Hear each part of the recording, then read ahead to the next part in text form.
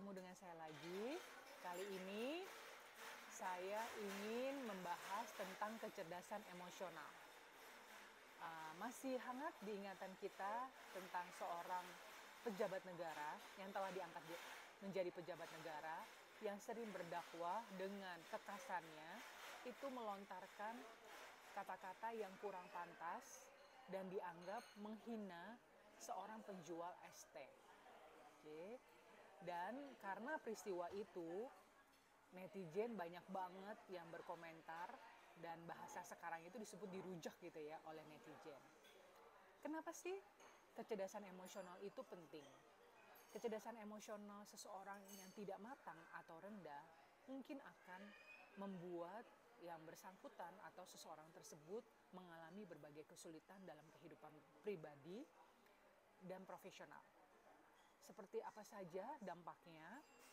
Bila terkait dengan hubungan interpersonal, tentunya kesulitan yang mungkin saja terjadi adalah seperti membangun dan memelihara hubungan. Mereka cenderung memiliki hubungan yang cenderung tidak stabil, mudah tersinggung, dan sulit berempati dengan orang lain. Kemudian, sangat mungkin membuat konflik menjadi sering terjadi. Seperti kecenderungannya mudah marah, tidak sabar, dan sulit mengendalikan emosi mereka, sehingga memicu konflik dengan orang-orang di sekitarnya. Kemudian, terkait juga perihal bagaimana dapat berkomunikasi dengan efektif. Bila seseorang memiliki kecerdasan emosional yang di level yang rendah, kecenderungannya adalah sulit berkomunikasi secara efektif. Seperti kesulitan mengungkapkan perasaan mereka dengan jelas atau memahami perspektif orang lain dan menyelesaikan konflik dengan cara yang konstruktif. Kemudian dalam kehidupan profesional, bisa saja hal tersebut mengakibatkan kinerjanya yang menjadi cenderung buruk. Mungkin bisa jadi mudah terdistraksi oleh emosi, kesulitan berkolaborasi, dan tidak mampu mengatasi tekanan dalam dunia pekerjaan. Kemudian bila seseorang dengan kecerdasan emosional yang cukup rendah, maka bisa saja terjadi kepemimpinan yang kurang efektif. Kesulitan untuk memotivasi tim, membangun hubungan yang kuat, dan juga menciptakan lingkungan kerja yang positif. Kemudian terkait dengan karir, mungkin saja mengalami kesulitan untuk bisa maju dalam karir karena kurangnya kemampuan untuk beradaptasi terhadap perubahan. Kemudian bagaimana juga bisa berkolaborasi atau bekerja secara efektif dalam suatu tim. Untuk kehidupan pribadi, bisa saja ini mengakibatkan kesehatan mental yang cenderung buruk, seperti mudah atau rentan terhadap stres, mudah mengalami kecemasan, mudah mengalami depresi karena ketidakmampuan mereka dalam mengatur emosi dengan baik. Kemudian perihal untuk mengambil keputusan, tentunya untuk mengambil keputusan yang lebih bijaksana ini akan sulit dihadapi atau sulit dilakukan oleh orang yang memiliki kecerdasan emosional yang cenderung rendah. Karena mengapa?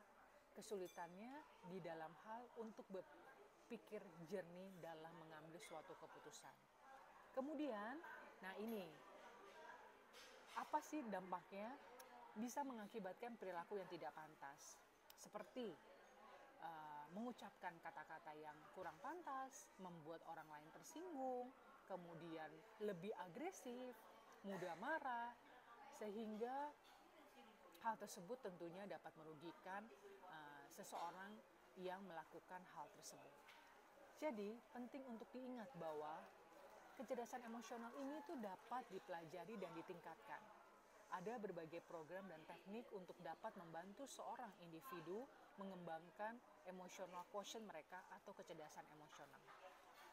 Untuk meningkatkan kecerdasan emosional, tentunya dapat membawa manfaat bagi kehidupan pribadi dan profesional. Jadi, jangan berputus asa kalau merasa perlu meningkatkan kecerdasan emosional. Yang penting adalah harus sadar diri dan mau untuk bagaimana mengelola emosi, untuk juga bisa berempati. Kecerdasan emosional adalah kemampuan seseorang untuk memahami, mengelola, dan mengekspresikan emosinya dengan cara yang sehat dan produktif. Dan tentunya ini mencakup kemampuan untuk dapat memahami dan berempati terhadap orang lain.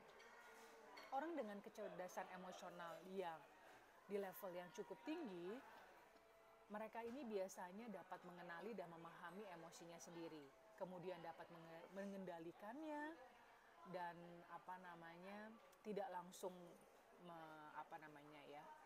mengeluarkan emosi yang sifatnya itu impulsif atau agresif. Kemudian dapat memotivasi diri sendiri, kemudian dapat membangun hubungan yang baik juga dengan orang lain atau orang di sekitarnya, dan juga dapat mengelola konflik.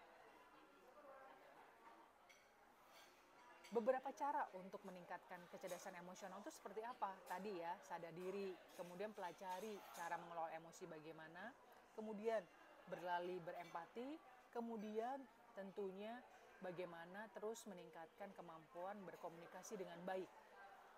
Oke. Ada beberapa studi ilmiah yang mendukung manfaat kecerdasan emosional dalam kehidupan profesional.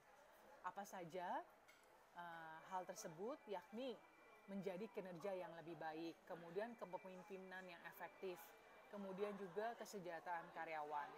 Nah, hubungan interpersonal yang baik ini tentunya manfaatnya sangat banyak ya. Saya highlight satu studi oleh JJCC menemukan bahwa hubungan yang kuat antara kepemimpinan berkinerja unggul dengan kompetensi emosional. Ini menunjukkan bahwa kemampuan emosional dan relasional yang dikenal sebagai kecerdasan emosional merupakan faktor pembeda dalam kinerja kepemimpinan. Jadi gambarannya itu seperti ini. Mungkin kita pernah tahu ada pemimpin yang luar biasa, disegani gitu ya. Jadi pemimpinnya itu nggak ada di tempat ibaratnya, tetap aja timnya itu berkinerja dengan baik. Beda dengan ada juga pemimpin di mana ketika ada baru seolah serius kerjanya timnya, ketika lagi pergi ikut pergi atau cenderung menjadi lebih santai. Itu gambarannya. Jadi walaupun saya mengungkapkan tentang pentingnya kecerdasan emosional, hal ini bukan satu-satunya faktor yang menentukan kesuksesan dalam karir. Faktor-faktor keterampilan lainnya seperti keterampilan teknis, pengalaman, dan pendidikan juga menjadi sangat penting. Demikian penjelasan dari saya perihal kecerdasan emosional.